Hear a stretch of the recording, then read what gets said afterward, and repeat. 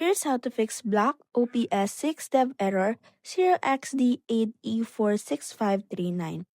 First, what you need to do is go to the main settings of your PS5. Afterwards, go ahead and go to the network options.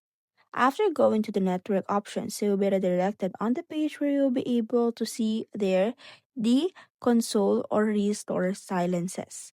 So what you need to do is to click on the others, and then from the others, go ahead and click on the restore licenses. And then from clicking the restore licenses, you will be able to see there the options where you will be able to see there the downloaded content that you can use. Now, what you need to do is to select the game that is experiencing the OPS 6 dev error. And then what you need to do is to click on that game. And then afterwards, go ahead and click restore and wait for it to restore so that you can go ahead and fix the 0PSX error.